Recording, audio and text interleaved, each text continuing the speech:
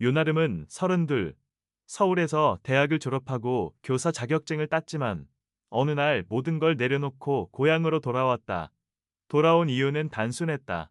아버지가 돌아가신 뒤 홀로 남은 어머니, 강옥분이 혼자 살기에 너무 외로워 보였고 자신 역시 도시의 삶에 지쳐 있었다. 그날 밤, 첫눈이 내렸다. 조용히, 하지만 끊임없이. 아름은 부엌 창문을 열고 눈 오는 소리를 들으며 국을 끓이고 있었다. 벽시계가 밤 10시를 가리킬 때 대문 밖에서 조심스레 울리는 노크 소리가 들렸다. 처음엔 바람 소리인 줄 알았다. 하지만 몇 초 후 다시 한번 더욱 분명한 노크였다. 누구세요? 아름이 문을 열며 물었다. 그 앞에는 낯선 남자가 서 있었다. 중년의 남자, 무릎까지 젖은 바지, 어깨에 눈이 쌓인 외투, 손에 작은 여행용 가방 하나. 죄송합니다. 이 근처 민박집이 닫혀 있어서요. 하룻밤만 지붕 아래에서 묵을 수 있을까요? 바닥에서라도 괜찮습니다. 목소리는 낮고 차분했지만 떨림이 있었다. 아름은 순간 망설였지만 문득 아버지 생전 말씀이 떠올랐다. 눈 오는 밤엔 아무도 혼자 두지 마라. 그녀는 고개를 끄덕이며 문을 열어주었다. 남자는 이름을 묻지 않았다. 자신을 소개하지도 않았다. 뜨거운 국 한 그릇을 먹고 마당 끝에 있는 조그만 창고에서 잠시 눈을 붙였다. 아침 해가 뜨기도 전에 그는 고요히 일어나 나무마루에 조용히 무언가를 내려두고 떠났다. 그것은 오래된 가죽 가방 하나와 손편지였다. 은혜는 잊지 않습니다. 제가 드릴 수 있는 건 이뿐입니다. 부디 이 공간을 작은 배움의 터전으로 바꿔주세요. 여기엔 계획과 자금이 조금 들어 있습니다. 이름은 말하지 않겠습니다. 언젠가 다시 인사드릴 수 있기를 바랍니다. 가방 안에는 설계도면, 노트 몇 권, 그리고 수표 한 장이 있었다. 숫자를 보고 아름은 숨이 멎는 듯했다.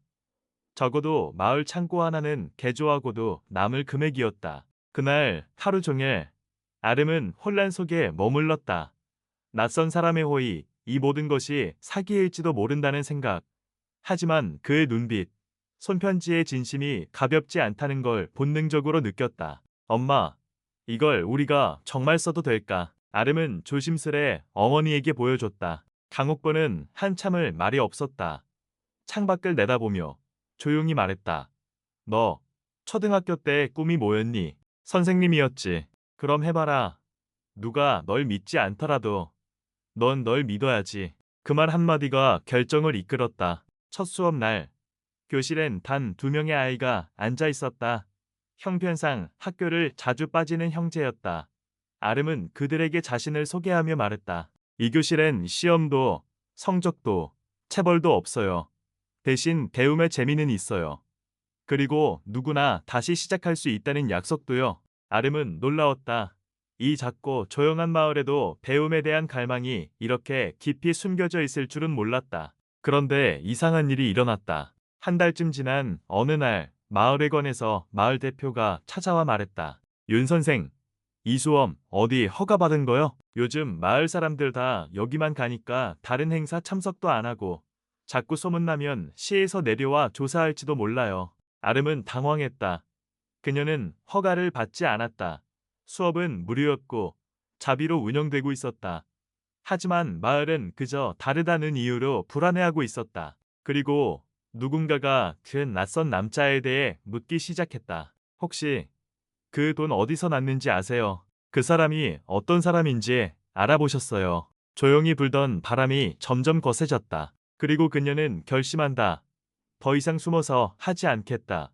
이 공간이 어떤 의미를 지니는지, 왜 계속되어야 하는지 모두에게 보여주겠다고. 그녀는 창고 입구에 조용히 글귀 하나를 붙였다. 이곳은 배움의 시작점입니다. 누구나 이름 없이 찾아와 이름 있는 삶을 배울 수 있는 곳. 그 문구 아래 낡은 가죽 가방이 여전히 조용히 놓여 있었다. 겨울의 깊이는 눈의 무게로 느껴졌다. 온깨리의 산골은 한낮에도 해가 드물었고 따뜻한 숨결은 김이 되어 창문을 흐리게 했다. 윤아름은 하루하루 창고 교실을 다듬으며 새로운 일상에 빠져들었다. 그녀는 예전 서울의 삶을 자주 떠올렸다. 오전 6시에 눈을 떠 빽빽한 지하철에 몸을 실었던 출근길, 경쟁과 비교로 가득한 교사 임용고시, 스터디 그룹, 그리고 지쳐버린 자신, 그에 비해 지금의 삶은 불편했지만 하루하루가 손끝에 남았다. 마루를 깔면 손바닥에 못자국이 남고 아이들을 가르치면 가슴에 울림이 남았다. 아름아, 너 요즘 너무 말이 없어. 어머니 강옥부는 딸을 보며 말했다. 엄마, 그냥 하루가 너무 빨라서 말할 틈이 없어요. 그래도 좀 웃어. 웃는 얼굴이 더 예뻐. 아름은 쑥스럽게 웃었다. 어머니는 말을 아끼는 분이지만 딸이 뭘 하든 항상 조용히 지켜봐주는 사람이었다. 그 존재만으로도 아름에겐 든든한 울타리였다. 그날 오후 마을 이장이 다시 찾아왔다. 이번엔 혼자였다. 이전과 달리 얼굴에 미묘한 표정이 떠올라 있었다. 윤 선생, 지난번엔 미안했어. 괜히 시끄럽게 해서. 괜찮습니다. 이해해요. 갑작스러운 일이었으니까요. 그런데 마리오 시청에서 교육지원과에서 연락이 왔어. 누가 당신 수업 사진을 찍어서 온라인에 올렸더군. 반응이 좋아. 시에서 관심을 보이기 시작했어. 관심이요. 좋은 쪽으로 말이요. 하지만 공식적으로 허가를 받지 않으면 언제든 중단 명령이 떨어질 수 있어. 혹시 준비는 하고 있어? 아름은 대답하지 못했다. 그녀는 단지 누군가에게 받은 마음을 전하고 싶었을 뿐, 이 모든 게 행정의 테두리 안으로 들어갈 수 있는 일인지조차 몰랐다. 필요하면 내가 도와주겠소. 마을 회의에 안건도 올릴 테니 공식적인 지원을 받게 해봅시다. 이 마을도 이제 뭔가 변화가 필요하오. 그 말에 아름은 처음으로 고개를 숙여 인사를 했다. 변화는 그렇게 천천히, 그러나 분명히 오고 있었다. 그 주말, 아름은 교실 벽면에 붙어있는 낡은 종이를 떼어냈다. 그 종이엔 처음 그녀가 쓴 손글씨로 비공식 수업 무료 참여 가능이라 적혀 있었다. 대신 새로 만든 작은 나무, 팻말을 달았다. 온게리 배움방 누구나 환영합니다. 그날 이후 아이들은 조금 더 편한 마음으로 찾아왔다.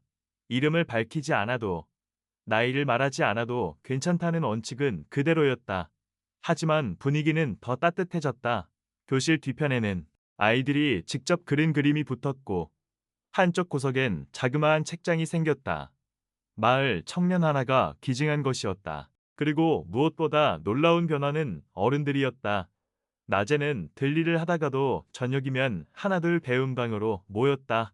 한 할머니는 말했다. 나는 평생 이름도 못 쓰고 살았어. 근데 이제 내 손으로 내 이름을 적을 수 있다는 게 이렇게 기쁠 줄 몰랐지. 또 다른 어른은 말했다. 자식한테 물어보는 것도 부끄러웠는데 여기선 괜찮더라고요. 묻는 게 부끄러운 게 아니라는 걸 처음 알았어요. 그런 날들이 계속될수록 아름은 그 낯선 남자의 존재가 더욱 궁금해졌다. 그의 수표와 계획이 없었다면 이 모든 건 가능하지 않았을 것이다. 그는 왜 그런 선택을 했을까? 단순한 감사? 아니면 과거의 어떤 후회? 하지만 편지엔 단 한 줄도 힌트가 없었다. 어느 날 밤, 눈이 다시 내렸다. 아름은 그날의 첫눈과 너무 닮은 풍경에 마음이 묘하게 떨렸다. 그리고 마루 끝에 여전히 놓여있는 그 가죽 가방을 열어보았다. 그 안에는 여전히 노트 몇 권이 있었다. 대부분은 교실 배치도, 수업 운영 계획, 예산안 등 실무적인 내용이었다. 그런데 마지막 페이지 한 귀퉁이에 작은 글씨가 보였다. 나는 이름 없는 교사로 남겠다. 누군가가 내 뜻을 이어준다면 그것으로 충분하다. 그 짧은 문장이 아름의 마음을 무겁게 만들었다. 그는 왜 자신의 이름을 밝히지 않으려 했을까? 혹시 어딘가에 말 못할 과거가 있는 것은 아닐까? 하지만 곧 아름은 고개를 저었다. 지금 중요한 건 그 사람의 정체가 아니라 그가 남긴 씨앗을 어떻게 지켜나가느냐였다. 며칠 뒤 서울에서 자원봉사 경험이 있는 한 대학생이 연락을 해왔다. 온라인에서 배운방의 사진을 보고 연락한 것이었다. 저 혹시 도와드릴 수 있을까요? 겨울 방학 동안이라도. 그는 직접 운계리에 내려와 교실 벽화를 그려주었고 아이들과 함께 눈사람을 만들며 놀아주었다. 마을엔 웃음이 늘었다. 그 웃음 속에서 아름은 깨달았다. 이곳은 단순한 교실이 아니라 다시 시작할 수 있다는 희망의 공간이 되어가고 있다는 것을. 어느 날 밤, 어머니가 말했다. 그 남자 다시 올까? 모르겠어요. 아마 오지 않을지도 모르죠. 그래도 너는 계속 이 일을 할 거니? 아름은 대답 대신 천천히 고개를 끄덕였다. 밖에는 다시 눈이 내리고 있었다. 조용히, 그러나 확실하게 땅을 덮고 있었다. 마치 모든 과거의 상처 위에 덮어주는 흰 천처럼. 그리고 그 눈 속에서 아름은 자신이 마침내 진짜 선생님이 되어가고 있음을 느꼈다. 온결이 배운 방이 자리를 잡기 시작하면서 마을 안팎으로도 조금씩 소문이 퍼지기 시작했다. 처음엔 조심스러운 관심이었지만 어느새 몇몇 사람들의 호기심과 의심이 교차하는 이야기로 변해갔다. 서울서 실패한 여자가 내려와서 무슨 선생질이래. 그 가방이 아직도 거기 있다며? 도대체 그 남자는 누구야? 공짜로 가르친다니 무슨 속셈이 있는 거 아니야. 아름은 귀를 막고 싶었다. 하지만 마을은 작았고 말은 공기처럼 새어나왔다. 아무리 조용히 살아도 누군가는 늘 보고 있었고 누군가는 늘 해석하려 들었다. 하루는 점심 수업이 끝난 후 한 중년 여성이 배운 방 문 앞에 서 있었다.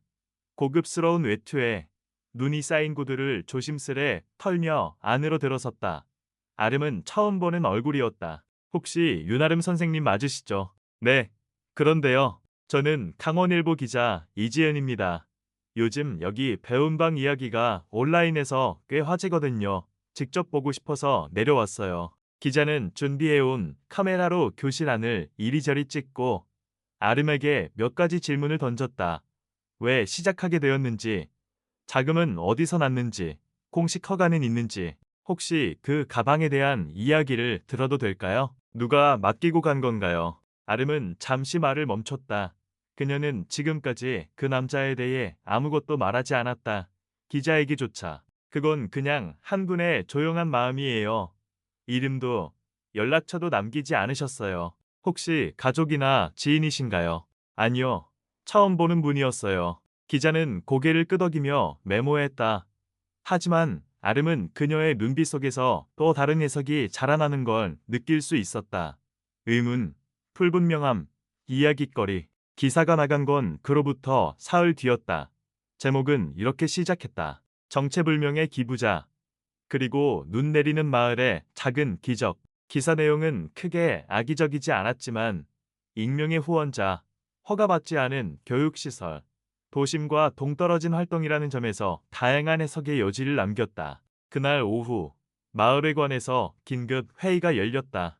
몇몇 주민들은 불안해했다. 이러다 세무서나 교육청에서 조사 나오면 어쩌려고 그래. 마을이 괜히 언론에 나가서 이상한 시선 받는 거 아니야.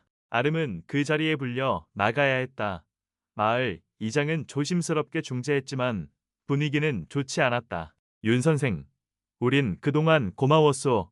하지만 이제는 좀 더 조심할 필요가 있어요. 정말 죄송합니다. 제가 원해서 기사를 낸 건 아니에요. 그분은 그냥 도움이 필요하다고 느낀 순간에 나타났을 뿐이고요.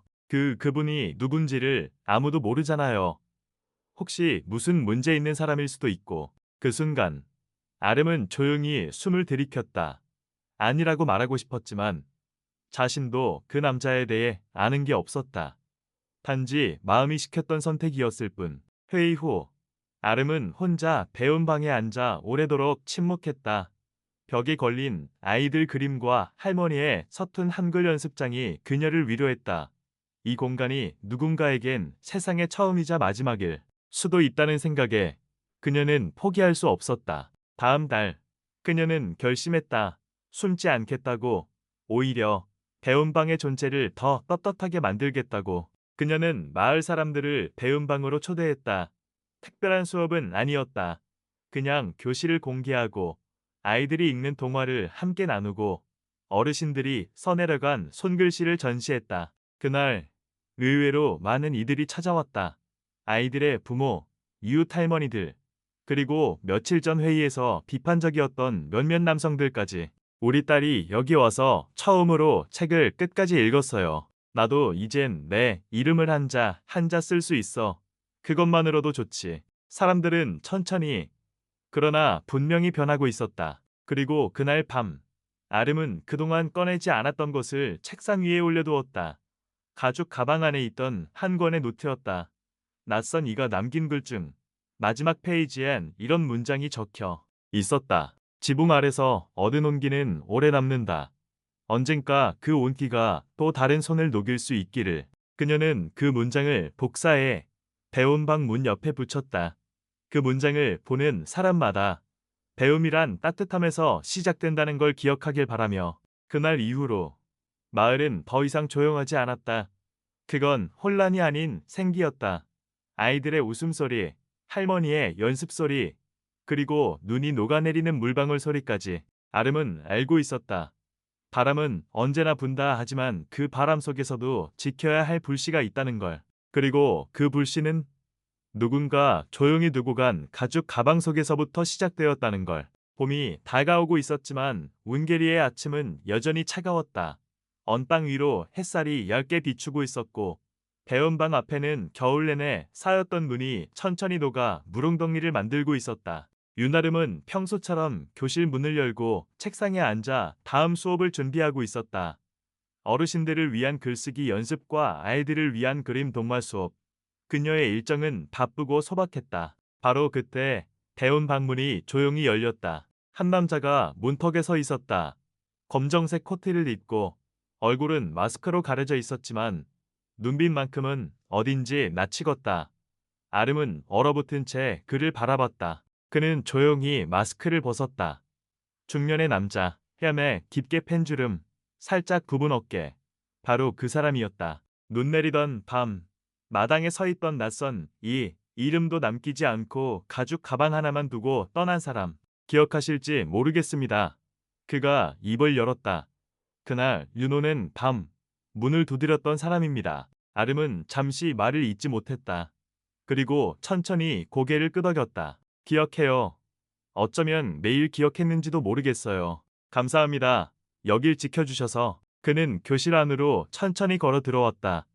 그의 시선은 벽에 붙은 아이들의 그림과 어르신들의 글씨 연습지 위를 조용히 스쳐갔다. 그리고 교탁 위에 놓인 자신이 남긴 가죽 가방을 바라봤다. 이곳은 이제 제 것이 아니네요. 처음부터 당신 것 아니었어요. 당신이 시작했지만 이젠 많은 사람들의 손이 닿았어요. 남자는 미소를 지었다. 그리고 교실 한켠 햇살이 비치는 자리에 조용히 앉았다. 아무 말도 하지 않고 그저 그 공간을 느끼고 있었다. 잠시 후 아름이 물었다. 이제 말해주실 수 있나요? 왜 그때 그런 선택을 하셨는지. 남자는 잠시 눈을 감았다. 그리고 아주 천천히 입을 열었다. 내 이름은 정우식입니다. 한대 대학에서 철학을 가르쳤고 연구소에서도 일했죠. 겉보기엔 괜찮은 삶이었어요. 하지만 그는 말을 멈췄다. 목소리는 가라앉아 있었고 그 눈엔 오랜 시간 묵혀온 후회의 그림자가 드리워져 있었다. 한 아이가 있었습니다. 제 아들입니다. 하지만 저는 그 애와 아내를 버렸습니다. 명예와 성과를 좇느라 가족을 돌보지 않았죠.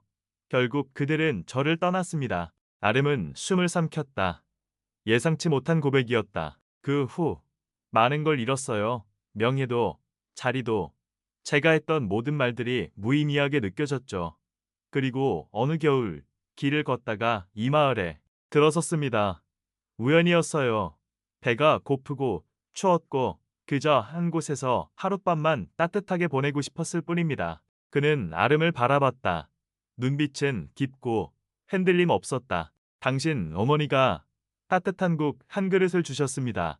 아무 질문도 없이. 그 한 끼가 저를 다시 인간으로 돌아오게 만들었습니다. 아름의 눈가가 붉어졌다. 어머니의 따뜻한 손길이 누군가의 인생을 다시 일으켜 세웠다는 사실에 말로 다 설명할 수 없는 감정이 올라왔다. 그래서 당신에게 남겼던 겁니다. 저처럼 길을 잃은 사람도 누군가에게는 출발점이 될 수 있다는 믿음 하나를요. 교실은 잠시 고요했다. 두 사람은 말없이 서로의 고백과 침묵을 받아들였다. 그러던 어느 날 초등학교 6학년 남학생 하나가 조용히 다가왔다. 할아버지, 철학이 뭐예요? 우식은 깜짝 놀랐다. 아이는 벽에 걸린 정우식 선생님이라는 종이표를 보고 질문한 것이었다. 그는 잠시 망설였지만 이내 A와 마주 앉아 말했다. 철학은 왜라는 질문을 멈추지 않는 거야. 왜 살아야 하는지, 왜 서로를 미워하는지, 왜 응서가 필요한지 그런 것들. 그럼 저도 철학할 수 있어요. 우식은 잠시 웃었다. 네, 지금도 하고 있네요. 그날 이후 아이들은 그를 철학 할아버지라 불렀다. 정식으로 수업을 하진 않았지만 쉬는 시간마다 우식은 아이들과 앉아 대화했다. 서로 다른 질문들, 그 속에서 그는 말보다 귀 기울임이 더 중요하다는 걸 배웠다. 어느 저녁, 아름은 우식에게 조심스럽게 물었다. 이곳에 계속 계실 건가요? 그는 고개를 저었다. 아니요. 제 몫은 여기까지입니다. 저는 시작을 도왔고, 이곳은 이미 잘하고 있어요. 지금 필요한 건 제가 아니라 당신과 이 마을 사람들이에요. 그래도 가끔은 들러주세요. 그럼요. 눈이 올 때쯤 다시 올게요. 그리고 이튿날 아침, 그는 조용히 떠났다. 배움방 문 앞에 새 노트를 한 권 남긴 채 그 노트 첫 페이지엔 이렇게 적혀 있었다. 지식은 말로 남기지 않는다. 손끝과 눈빛, 그리고 삶으로 이어진다. 정우식이 떠난 뒤 운계리 배움방은 더욱 분주해졌다. 그의 존재가 남긴 여운은 사람들의 마음속에서 쉽게 지워지지 않았다. 아이들은 그를 철학 할아버지라 부르며 여전히 그와 나눴던 대화를 이야기했고, 어르신들은 그가 읽어주던 글귀를 기억했다. 하루는 한 학생이 아름에게 물었다. 선생님, 여기선 시험 안 봐요. 응, 시험은 없어. 여기선 잘하느냐 못하느냐가 아니라 네가 궁금한 걸 배우면 돼. 그럼 나 공부 못해도 돼요. 아름은 미소 지었다. 그럼 여기선 못하는 것도 괜찮아. 중요한 건 내가 다시 해보려는 거야. 그 대답에 예의 얼굴이 환하게 밝아졌다. 그런 순간마다 아름은 자신이 제대로 된 길을 걷고 있음을 확인했다. 며칠 뒤 예상치 못한 일이 일어났다. 온라인 커뮤니티에서 온결이 배움방에 대한 글이 퍼지기 시작한 것이다. 강원도 깊은 산골의 작은 교실, 칠판 없는 수업, 그러나 웃음은 가득 같은 제목으로 배움방에서 찍힌 사진과 영상이 빠르게 공유되었다. 기자 이지연이 쓴 기사 이후 다시 한번 주목받은 셈이었다. 댓글들은 엇갈렸다. 이런 게 진짜 교육이지. 돈도 안 받고 가르친다니. 대단하다. 근데 후원자가 누군지 모른다면서 좀 수상한데. 허가도 없는 곳 아닌가. 불법 아니야. 긍정과 의심이 동시에 커졌다. 얼마 지나지 않아 시청 교육지원과에서 연락이 왔다. 담당자는 정중하지만 단호한 어조였다. 윤 선생님, 운영 방식을 공식적으로 등록하셔야 합니다. 그렇지 않으면 법적으로 문제가 생길 수 있어요. 저희는 돈을 받지 않고 단순한 학습 모임인데도 그런 절차가 필요한가요? 네. 요즘 언론에도 나왔고 민원이 들어오면 저희도 조사할 수밖에 없습니다. 그냥 서류 절차일 뿐이니 협조해 주시면 좋겠습니다. 아름은 서류를 받아들었지만 그 안에 적힌 규정들을 보고 한숨을 내쉬었다. 교사 자격증 소지자 명단, 건물 안전 점검서, 운영 계획서, 회계 보고서. 그녀는 혼잣말로 중얼거렸다. 이런 걸 다 채워야만 배움이 인정받는 걸까? 그날 밤 어머니 옥분이 딸을 바라보며 말했다. 너 힘들지? 네, 그냥 아이들한테 책 읽어주고 어르신들 이름 써드리는 건데 왜 이렇게 복잡한지 모르겠어요. 세상은 늘 증거와 종이를 좋아하거든. 하지만 사람 마음은 종이로 남는 게 아니지 않니? 아름은 그 말에 잠시 눈을 감았다. 우식이 남긴 말이 떠올랐다. 지식은 말로 남지 않는다. 손끝과 눈빛, 그리고 삶으로 이어진다. 며칠 뒤 그녀는 결단을 내렸다. 행정 절차는 계속 진행하되 배움방의 본질은 바꾸지 않기로. 그녀는 마을 사람들과 상의해 작은 행사를 열었다. 이름하여 온계리 배움잔치. 정식 허가를 받기 전 모두가 함께 모여 배운 것을 나누는 자리였다. 잔치날 교실은 사람들로 가득 찼다. 아이들은 직접 그린 그림책을 들고 나와 큰 소리로 읽었고, 어르신들은 서툴지만 정성스러운 글씨로 써내려간 이름을 보여주었다. 한 할머니가 종이에 또박또박 적은 글귀를 읽었다. 내 이름은 강순자, 74세 처음 썼다. 사람들은 박수를 보냈다. 할머니는 울음을 터뜨렸고 아름은 그 옆에서 눈시울이 붉어졌다. 그날 저녁 잔치 소식은 다시 온라인에 퍼졌다. 사진 속에는 칠판도 성적표도 없는 교실에서 환하게 웃는 아이들과 어르신들이 있었다.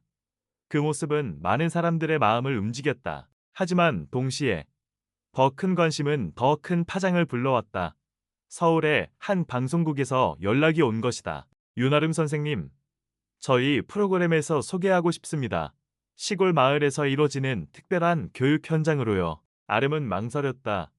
공개되면 더 많은 지원을 받을 수도 있지만 동시에 더 많은 의심도 따라올 것이 뻔했다. 그녀는 그날 밤 배움방에서 혼자 노트를 펼쳤다. 오식이 남기고 간 노트였다. 마지막 페이지에 이런 문장이 적혀 있었다. 명예는 사라지고 자리는 잊힌다.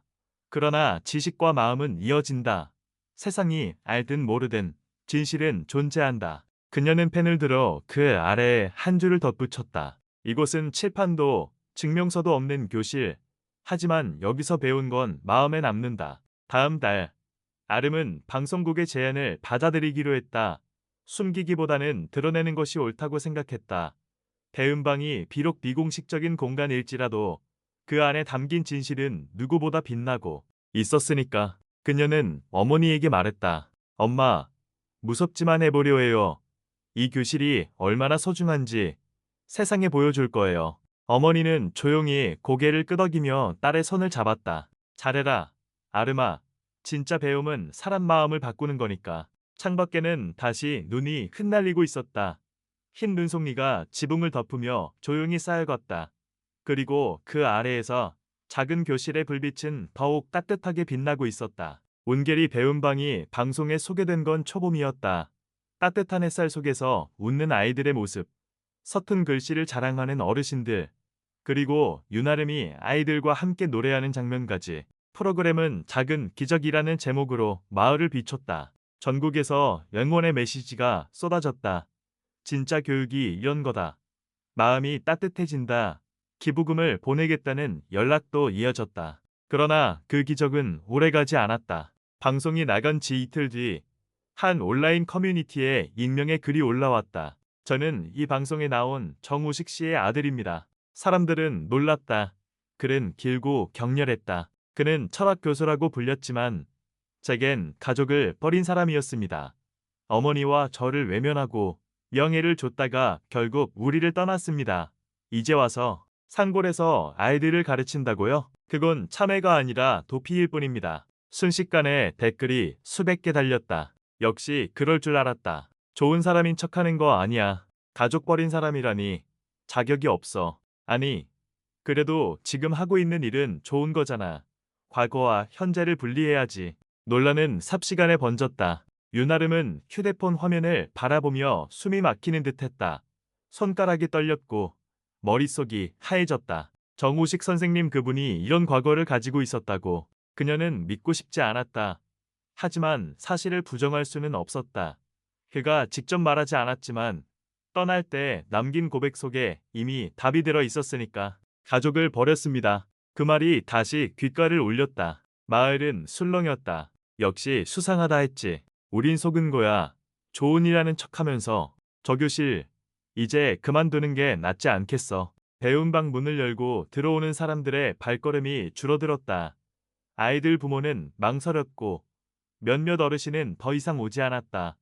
아름은 무너져가는 듯한 기분을 느꼈다. 어머니 강옥분이 그녀를 바라보며 조용히 말했다. 사람들은 언제나 흠집을 찾는다. 하지만 네가 뭘 지키고 싶은지 먼저 생각해라. 아름은 한참을 침묵했다. 그리고 노트 한 권을 꺼내 들었다. 오식이 떠나며 남긴 두 번째 노트였다. 첫 장엔 이런 문장이 적혀 있었다. 내 과거는 사라지지 않는다. 하지만 누군가가 그것을 뛰어넘을 수 있다면 그건 내 이름이 아니라 그들의 용기 덕분이다. 그녀는 눈을 감았다. 그렇다. 그의 과거가 어떤 것이든 지금 이곳에서 배움이 살아 숨쉬는 건 사실이었다. 문제는 세상이 그 진실을 받아들이지 않는다는 것. 며칠 뒤 실천교육지원과에서 담당자가 찾아왔다. 윤 선생님, 죄송하지만 상황이 복잡해졌습니다. 후원자의 과거가 논란이 되고 있고 민원도 많이 들어왔습니다. 정식 허가가 나기 전에 중단 명령이 내려올 수도 있습니다. 저희가 한 일은 잘못이 아닙니다. 아름은 단호히 말했다. 알아요. 하지만 행정은 감정이 아니라 규정으로 움직입니다. 그 말에 아름은 다시 벽에 부딪힌 기분이었다. 그날 밤, 아름은 배운 방에 홀로 앉아 있었다. 교실은 텅 비어 있었고 벽에 붙은 그림과 글씨들은 어둠 속에서 희미하게 빛났다. 그녀는 마음속으로 중얼거렸다. 이 교실을 어떻게든 지켜야 해. 설령 모두가 떠나도. 그 순간 문이 열리고 누군가 들어왔다. 14살쯤 된 소년이었다. 부모의 반대로 며칠간 오지 못했던 아이였다. 그는 수줍게 말했다. 선생님, 그냥 여기 오고 싶었어요. 집에 있으면 답답해서요. 아름은 아이를 바라보다가 미소 지었다. 와줘서 고마워. 그날 두 사람은 조용히 함께 책을 읽었다. 아이의 웃음이 오랜만에 교실을 가득 채웠다. 아름은 깨달았다. 세상의 시선이 뭐라 하든 이 작은 웃음 하나가 더 중요하다는 것을. 그러나 시련은 멈추지 않았다. 다음 주 마을 회의에서 일부 주민이 강하게 주장했다. 이제 그만합시다. 문제 많은 사람 이름이 얽혀 있는 곳이잖아. 괜히 우리 마을까지 욕먹을 필요 있습니까? 아니요. 아름이 자리에서 일어섰다. 목소리는 떨렸지만 눈빛은 흔들리지 않았다. 이곳은 정우식이라는 사람의 명예를 위한 곳이 아닙니다. 이곳은 아이들이 처음으로 글을 배우는 곳이고 어르신들이 이름을 쓰는 곳이에요. 누군가의 과거 때문에 그 기회를 빼앗아선 안 됩니다. 회의장은 술렁거렸다. 몇몇은 여전히 고개를 저었지만 몇몇은 조용히 고개를 끄덕였다. 그날 밤 아름은 두 번째 노트의 마지막 페이지를 펼쳤다. 그곳엔 이렇게 적혀 있었다. 만약 나 때문에 누군가가 다치게 된다면 나는 물러나겠다. 하지만 이 공간만은 지켜달라. 그것이 내가 마지막으로 바라는 일이다. 아름은 그 문장을 오래 바라보다가 펜을 들어 덧붙였다. 저는 물러서지 않겠습니다. 이곳을 끝까지 지킬 겁니다. 그녀의 글씨는 벌렸지만 마음은 단단했다. 밖에는 봄비가 내리고 있었다. 눈 대신 빗물이 지붕을 적시고 흙냄새가 퍼졌다. 새로운 계절이 다가오고 있었다. 그러나 그 계절을 맞이하기 위해선 아직 더 큰 시련을 견뎌야 했다. 논란은 시간이 지나도 가라앉지 않았다. 봄비가 그치고 여름이 찾아왔지만 온라인에서는 여전히 찬반이 갈렸다. 좋은 일 하는데 왜 과거를 문제 삼느냐는 목소리와 가족을 버린 사람이 무슨 자격으로 가르치느냐는 비난이 끝없이 이어졌다. 결국 정우식은 더 이상 모습을 드러내지 않았다. 그가 떠난 뒤 남은 건 두 권의 노트와 가죽 가방뿐이었다. 그러나 그의 빈자리조차 사람들의 의심을 키웠다. 아이들 중 일부는 계속 배운 방을 찾았지만 학부모들은 점점 불안해했다. 어르신들도 발길을 줄였다. 교실의 의자는 절반 이상이 비어 있었다. 윤아름은 그 빈자리를 바라보며 깊은 숨을 내쉬었다. 그녀는 지쳐 있었지만 포기할 수 없었다. 어느 날 그녀는 새로운 시도를 했다. 마음을 나누는 도서관이라는 작은 코너를 교실 구석에 만들었다. 종이와 펜을 놓아두고 누구든 자신이 받은 친절이나 고마움을 글로 적어두게 했다. 첫 장엔 그녀가 직접 썼다. 눈 오는 밤.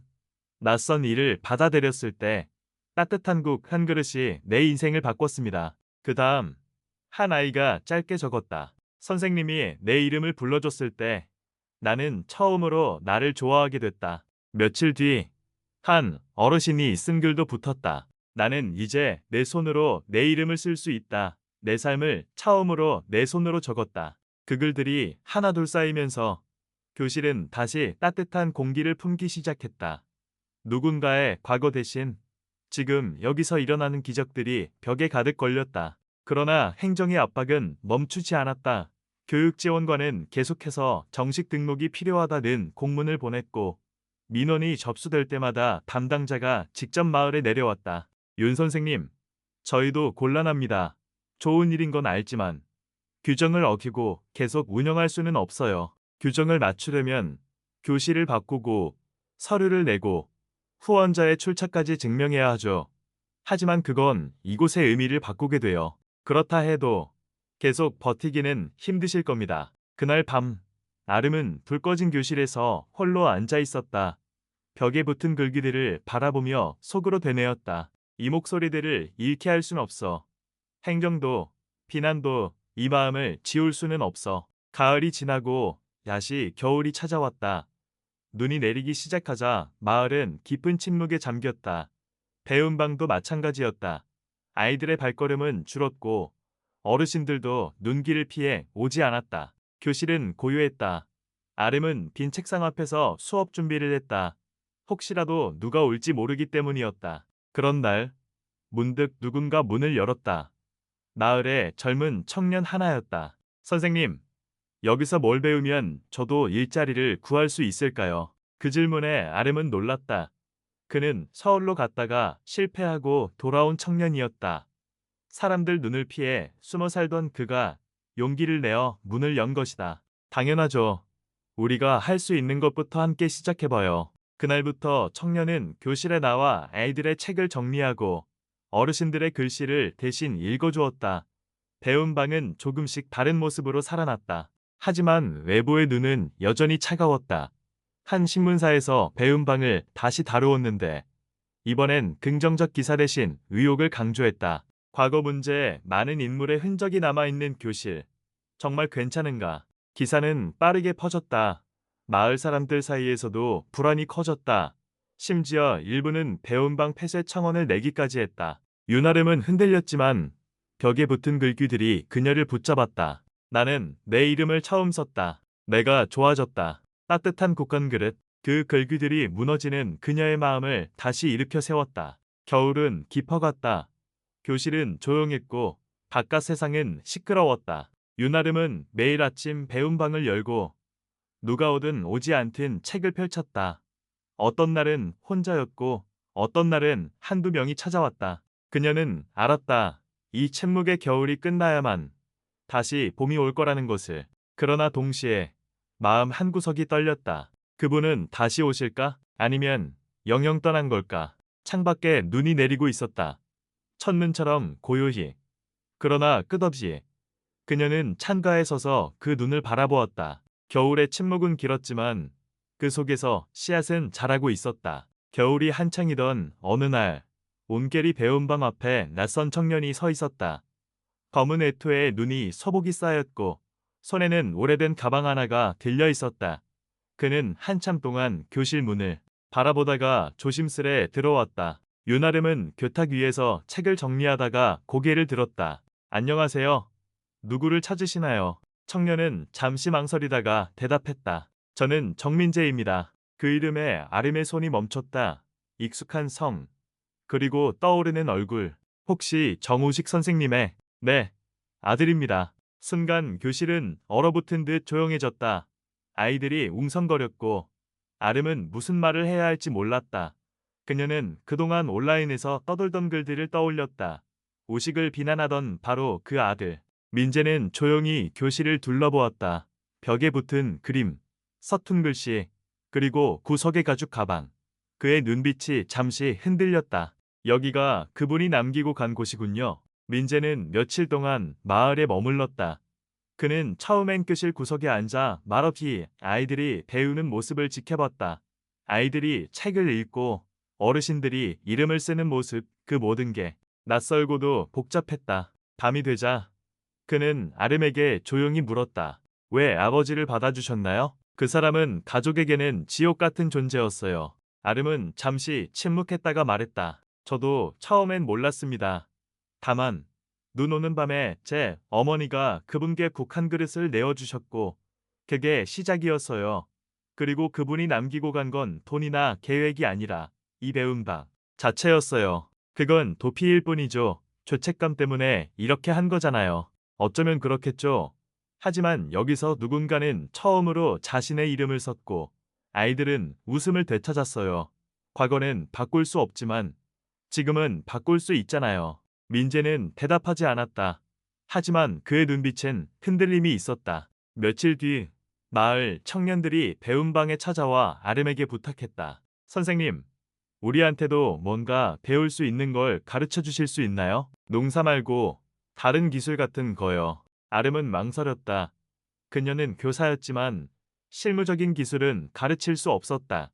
그때 민재가 조용히 입을 열었다. 제가 할 수 있습니다. 사람들의 시선이 그에게 쏠렸다. 저는 서울에서 기계공학을 전공했고 공장에서 일한 적도 있습니다. 간단한 전기술이나 기계 조작은 가르칠 수 있어요.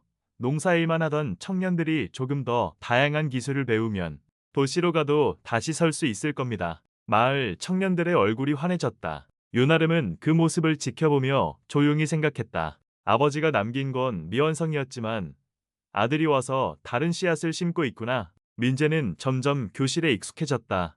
아이들과도 금세 친해져 쉬는 시간마다 눈싸움을 하고 기계의 원리를 그림으로 설명해 주기도 했다. 어르신들은 그에게 휴대폰 사용법을 물어보며 웃음을 터뜨렸다. 그러던 어느 날, 한 아이가 물었다. 아저씨, 아버지랑 왜 같이 안 살아요? 아이의 순수한 질문에 교실이 순간 조용해졌다. 민재는 잠시 멈칫했지만 곧 미소를 지으며 대답했다. 가끔 어른들도 길을 잃을 때가 있어. 아버지는 길을 잃었고 나는 아직도 그걸 용서하지 못했어. 하지만 여기 와 보니 아버지가 왜 마지막에 이 일을 택했는지 조금은 알 것 같아. 아름은 그 말을 들으며 가슴이 먹먹해졌다. 며칠 후 민재는 가죽 가방 속에 남아있던 노트를 펼쳤다. 아버지가 남긴 마지막 메모가 있었다. 만약 내가 이곳을 본다면 나는 비겁한 아버지였다는 걸 먼저 인정한다. 그러나 여기서 나는 배움이 누군가의 삶을 바꿀 수 있다는 걸 다시 믿게 됐다. 네가 원한다면 이 씨앗을 이어 가라. 그렇지 않다면 잊어도 된다. 민재는 노트를 덮고 한참 동안 말없이 앉아 있었다. 그날 밤 그는 아름에게 말했다. 선생님, 아버지를 용서하진 못하겠어요. 하지만 여기에서만큼은 그분이 남긴 걸 이어가고 싶습니다. 이게 제 방식의 답이라고 생각합니다. 아름은 고개를 끄덕였다. 그게 용서든 아니든 상관없어요. 중요한 건 지금 여기서 당신이 무엇을 선택하는지예요. 겨울은 깊어갔지만 배움방은 다시 생기를 찾았다. 아이들은 책을 읽었고 어르신들은 글씨를 썼으며 청년들은 기계를 분해하고 조립했다. 그리고 그 한가운데 정민재가 있었다.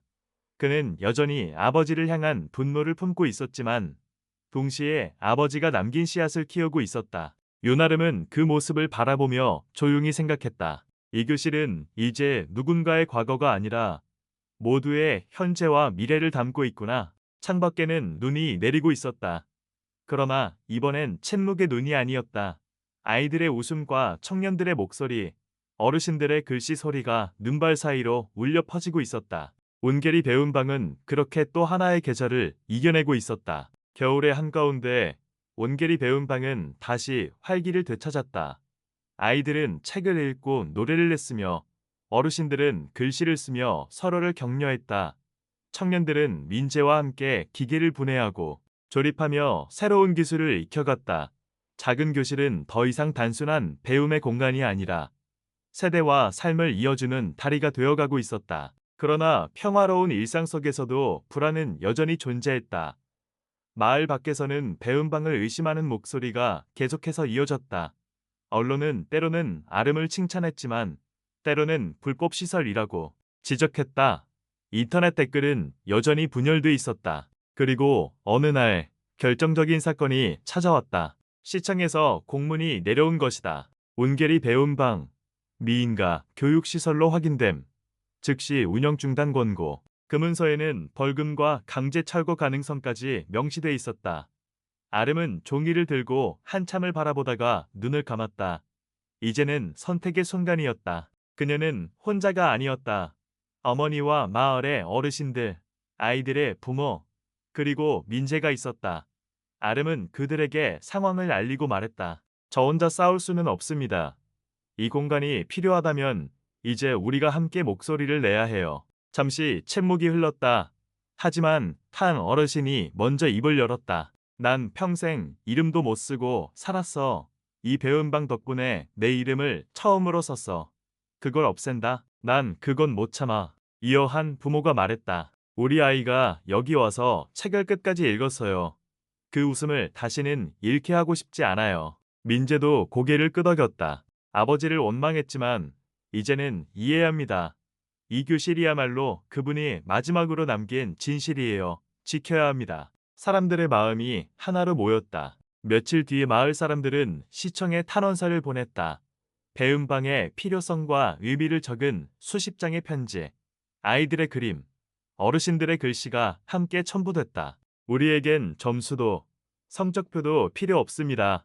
다만 배우고 싶은 마음을 지킬 권리가 있습니다. 그 탄원은 온라인에서도 빠르게 퍼졌다. 많은 시민들이 공감했고 배움방을 지켜달라는 목소리가 점점 커졌다. 그러나 동시에 더 큰 압력이 들어왔다. 한 보수적인 단체가 공식적으로 반대 성명을 낸 것이다. 온게리 배움방은 불법 시설이며 아이들을 위험에 노출시키고 있습니다. 가족을 버린 사람의 흔적이 남아있는 곳에서 교육이 이루어지는 것은 부끄러운 일입니다. 논란은 전국적인 이슈가 되었다. 방송사들이 다시 찾아왔고 카메라가 마을을 비췄다. 윤아름은 카메라 앞에서 조용히 말했다. 이곳은 누구의 명예를 위한 곳이 아닙니다. 이름 없는 아이들이 이름을 얻고 글을 모르는 어르신들이 글을 배우는 곳입니다. 지식은 허가증으로만 증명되지 않습니다. 삶 속에서 살아 숨쉬어야 진짜 지식입니다. 그녀의 목소리는 떨렸지만 단호했다. 지붕 위로 쏟아지는 눈발 속에서 작은 교실은 마치 세상과 맞서는 하나의 요새 같았다. 그 자리에서 민재가 입을 열었다. 저는 이곳을 처음 봤을 때 아버지가 왜 여기에 마음을 남겼는지 이해할 수 없었습니다. 하지만 이제 압니다. 그는 도망친 게 아니라 마지막으로 씨앗을 심은 겁니다. 저는 아버지를 용서하지 않습니다. 하지만 이 교실만큼은 그의 잘못이 아니라 그의 바람으로 남아야 합니다. 사람들의 눈에 눈물이 맺혔다. 그날 새벽 뜻밖의 소식이 전해졌다. 교육지원과에서 내려온 중단 명령이 일시 보류된 것이다. 여론과 시민들의 지지, 그리고 마을의 강한 의지가 무시될 수 없었던 것이다. 아름은 숨을 내쉬며 하늘을 올려다봤다. 여전히 눈이 내리고 있었지만 그 눈은 더 이상 고독이나 침묵의 상징이 아니었다. 그녀는 조용히 중얼거렸다. 이제 마지막까지 가야 해. 이 교실은 무너지지 않을 거야. 온게리 배움방은 눈 내리는 지붕 아래에서 더욱 강하게 빛나고 있었다. 그러나 아직 싸움은 끝나지 않았다. 봄이 오기 전에 마지막 시련이 기다리고 있었다. 겨울은 여전히 깊었다. 눈발은 그칠 줄 몰랐고 지붕에는 하얀 층이 두껍게 쌓였다. 하지만 배움방 안은 따뜻했다. 난로의 불길이 붉게 타오르고 있었고 사람들의 목소리와 웃음이 공간을 채우고 있었다. 온게리 배움방은 이제 단순한 교실이 아니었다. 아이들에게는 미래의 시작이었고 어르신들에게는 늦게나마 다시 찾은 존엄이었으며 청년들에게는 다시 설 수 있는 희망이었다. 그리고 윤아름에게는 삶의 이유이자 길이었다. 그러나 아직 마지막 시련이 남아 있었다. 시청의 최종 결정이 다가오고 있었던 것이다. 허가가 나면 정식 교육 공간으로 인정받게 되지만 그렇지 않으면 강제로 문을 닫아야 했다. 아름은 긴장된 마음으로 그날을 기다렸다. 그녀는 밤마다 노트를 펼쳐 우식이 남긴 글을 읽었다. 지붕 아래서 얻은 온기는 오래 남는다. 언젠가 그 온기가 또 다른 손을 녹일 수 있기를. 그 글귀는 마치 내일을 향한 기도로 느껴졌다. 결정 발표 전날 마을 사람들은 배움방에 모였다. 모두가 긴장했지만 동시에 결의를 다졌다. 우리가 함께한 걸 빼앗기게 두지 말자. 설령 문을 닫게 되더라도 이 불씨는 다른 곳에서 다시 켜질 수 있어. 민재도 자리에서 일어나 말했다. 아버지는 제게 상처를 남겼습니다. 하지만 이곳을 보며 깨달았습니다. 사람은 잘못으로만 정의되지 않습니다. 잘못 이후에도 다시 씨앗을 심을 수 있습니다. 저는 아버지를 끝내 용서하지 못하겠지만 이 교실만큼은 지켜내겠습니다. 사람들의 눈빛이 단단히 모였다. 그것은 두려움이 아니라 내일을 향한 약속이었다. 다음 날 시청에 발표가 있었다. 온게리 배움방 특수학습 공동체로 정식 등록 승인. 조건은 많았다. 정기적인 안전점검, 운영보고서 제출, 그리고 공식적인 책임자의 명시. 하지만 중요한 건 교실이 지켜졌다는 사실이었다. 아름은 그 소식을 듣고 한참 동안 눈을 감았다. 눈물이 흘러내렸지만 이번 눈물은 슬픔이 아니라 안도였다. 그녀는 교실 안에서 아이들과 어르신들에게 소식을 전했다. 우리 교실이 정식으로 인정받았어요. 이제 더 이상 두려워하지 않아도 돼요. 순간 교실 안은 박수와 환호로 가득 찼다. 어르신들은 서로를 부둥켜 안았고 아이들은 뛰어다니며 웃었다. 청년들은 손을 맞잡았다. 그날 밤 아름은 혼자 교실에 남아 있었다. 창밖에는 여전히 눈이 내리고 있었다. 그녀는 가죽 가방을 꺼내 마지막으로 열어보았다. 그 안에는 오래된 노트와 몇 장의 종이만이 남아 있었다. 그 종이 한 장에 오시게 필체로 이런 문장이 적혀 있었다. 만약 이곳이 살아남는다면 그것은 나 때문이 아니라 너희들 덕분이다. 나는 다만 씨앗을 뿌렸을 뿐 꽃은 너희가 피운다. 아름은 종이를 조심스레 접어 교탁 서랍에 넣었다. 그리고 속으로 대답했다. 네, 선생님. 이제 이 씨앗은 우리가 지켜내겠습니다. 배움은 늦지도 빠르지도 않다. 지금 시작하면 된다. 민재는 청년들과 함께 오래된 농기계를 고치며 새로운 배움의 장을 열었다. 그는 여전히 아버지의 그림자를 마음속에 품고 있었지만 이제는 그 그림자를 이겨내는 길을 걷고 있었다. 어머니 강옥부는 교실 구석에서 아이들의 책을 정리하며 말했다. 아름아, 너 잘했다. 네가 아니었으면 이 교실은 없었을 거다. 아름은 고개를 저었다. 아니에요, 엄마.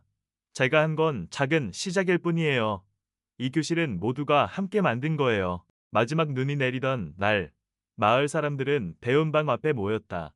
촛불 대신 작은 꽃을 들고 교실 앞마당에 심었다. 그 꽃들은 눈 속에서 서툴게 고개를 내밀었지만 봄을 예고하는 희망이었다. 아이들이 함께 외쳤다. 이곳은 우리의 배움터예요. 지켜낼 거예요. 그 목소리는 마을을 울렸고 산골짜기에도 메아리 쳤다. 윤아름은 하늘을 올려다보았다. 눈송이가 마지막으로 흩날리며 지붕에 내려앉았다. 그녀는 마음속으로 속삭였다. 눈 내리는 처마 밑에서 우리는 내일을 약속한다. 그리고 그녀는 미소 지었다.